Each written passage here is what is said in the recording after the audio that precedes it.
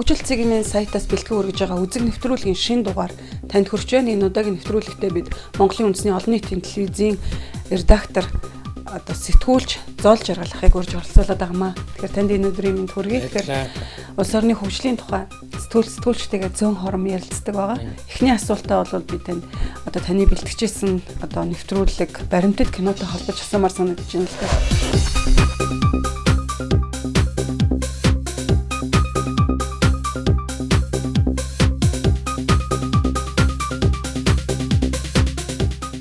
Улс орны хөгжлийн түүхийг бол та маш олон баримтат кинон дэр мөнхөлж чадсан. Тэгэхээр өнөө болон хитийнхаа улс орны хөгжлийг та яг өнөөдөр яаж харж байна?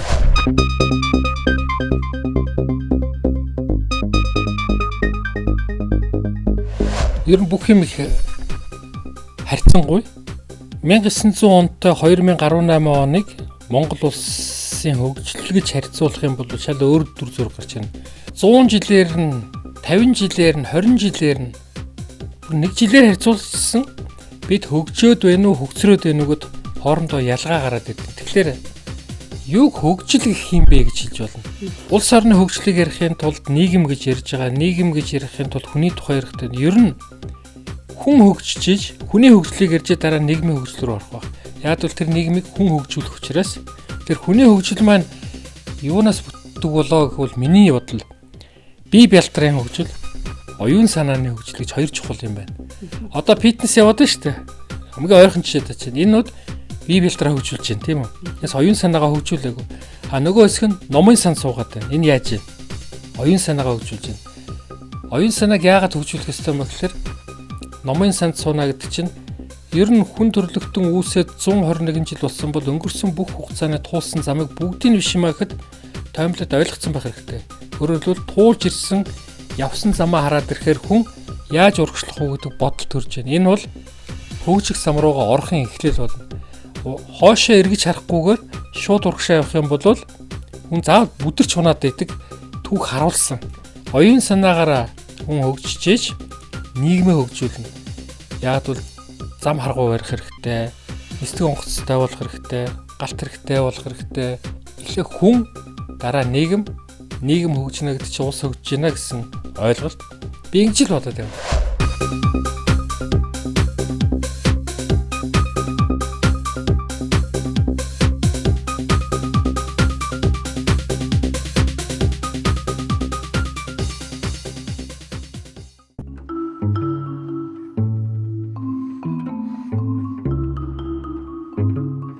Улс орны хөгжилд хэвлэл мэдээллийн байгууллагын оролцоо сэтгүүлчдийн үүргээ хэрхэн биелүүлж байна? Та үүнд ямар үнэлт өгөх вэ?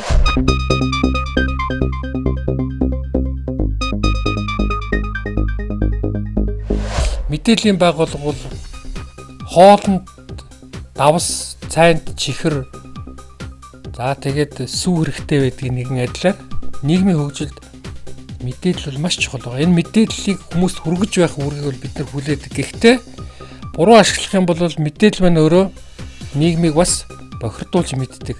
Яг бол бидний хийж байгаа хөдөлмөр хүний оюун санаанд хүрч байгаа шүү дээ. Одоо буруу мэдээлэл өгч болно шүү дээ, тийм ээ. Яарамгийн гүр хааччихъя гэд. Тэгвэл инх тайвны гүр юу болох вэ? Хүн багтахгүй ачаалттай болно шүү дээ. Тэгэхээр мэдээлэл бол угаасаа л бодиттой байх хэрэгтэй, үнэн байх хэрэгтэй гэж сургадаг. Тэр зарчмаа л өрөмтөлж явах хэрэгтэй болно. Өнөөдөр мэдээлэлгүйгээр хүмүүс амьдарч бас чадахгүй болсон байна. Тэгэхээр хэвлэл мэдээлэл маань мэдээллийг түрүүний хэлсэн бодиттой, шуурхай, зөв өгч явах хэрэгтэй. Мэдээлэл буруу өгч бас болно. Хэсэг хүмүүсийн ашиг сонирхолд нийцсэн байдлаар манай одоо эвлэлт нэгдсэн намын хувьд чухал юм бол энэ бид нар амжилт гаргахын тулд олон хүний дуу хоолой хэрэгтэй болно. Энэ олон хүний дуу хоолойг өөртөө татахын тулд ингэчи. Яарамгийн гүр төвчрээтэй юм шүү. Инх тайвны гүрээр гарааг эхэлчихье. Яадгийн. Тэгвэл инх тайвны гүрээр гарах юм бол манай гүрэн дээгүр олон хүн явна. Тэр дунд нь ухаал гоц тараач гэж болно шүү дээ. Гэт ч юм тийм өөрийн зорилгод нийцүүлэн ашиглах явдал бол хайш юм уг нь. Гэтэ одоо яа их цаг үед урсж байгаа үед Монголд бол хамаа алдсан байна. Гэвч хүн энэ хийж байгаа мэрэгчлээ хүмүүс зөвл мэдээлэх хэрэгтэй.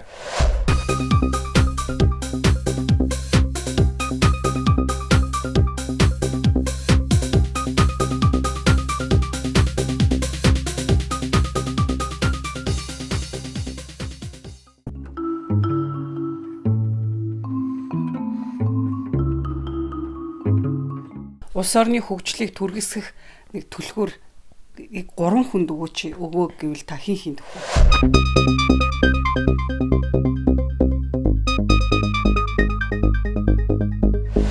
Төр тулсад ерөнхийлөгч тэргүүлдэг.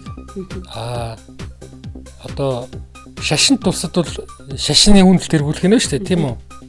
Их мэтлэнгээр янз бүрийн бүтцтэй улс орн байгаа. Тэр өөрийнхөө л одоо нийгмийн байгуул сонгосон замдаа одоо үндсэн хуульдаа зааснаар одоо манай улсад бол их хурлын дарагч гэдэг юм уу? Ерөнхийлөгч байх нь шүү дээ. Арабын улсад бол өөр хүн байж болно шүү дээ. Тэгвэл манай улсын хувьд ингэж хэлэх юм бол их хурлын дарга ерөнхийлөгчээр шийдэх байх та дуудвал. Би бол төдүүгэн үгийг жишээ татах их дуртайтай одоо нээлттэй нийгэм байгуулж байгаа их чөлөөтэй ертөнцид хинтээч яаж ч одоо найзад нөхөрлөж одоо монголоор бүр их энгийнээр одоо үзүү толгойн хэлж болно. Гэхдээ хүний бодлыг таних хэрэгтэй. Агаараас бороо орох, шивэрч орох, хаяанаас могоо мөлхөж орох, үүд хаалгаар урилгагүй зочин тавхиж орохоос болгоомжилжээ гэж хэлсэн айл юм бол гэсэн. Гэдэг мань цаагаараа энэ олон интернет хиймэл дагуулаас цацж байгаа мэдээллүүд бол манай орон даяар өрх тооноор ямар ч хяналтгүй орж ирж байна. Нөгөөх нь болохоор хил гайлаар элдвийн бараа бүтээгдэхүүн янз бүрийн юм бол галт тэргээр орж байна. Энийг могоотой зүрсэн байна. Үүд хаалгаар гэдэг чинь орж ирж байгаа хүмүүс хэлж байгаа. Тэгэхээр улс юм бол бас жоохон бодолтой байх хэрэгтэй тийм. Энэ их мэдээллийн зарвар. За энэ дунд өөрсдийнхөө эрдэмтэн мэрэгдийн үгийг энэ амьдралд сонсож цаашдынхаа мөрд тусгаж явах нь зүйтэй болов. Ер нь улс болон өөрийнхөө эрдэмтэн мэрэгд ухаантай хүмүүсийнхээ үгийг хүлээцтэй сонсож байж одоо хөгжих хэрэгтэй. Нэг алхам болно. Хин хүний хэлсэн юмыг л цаваагүй юм шиг ингээл авч нөмрөөд байвал бас алиа салдтай шиг болох болов уу гэж дотроо бодож байна.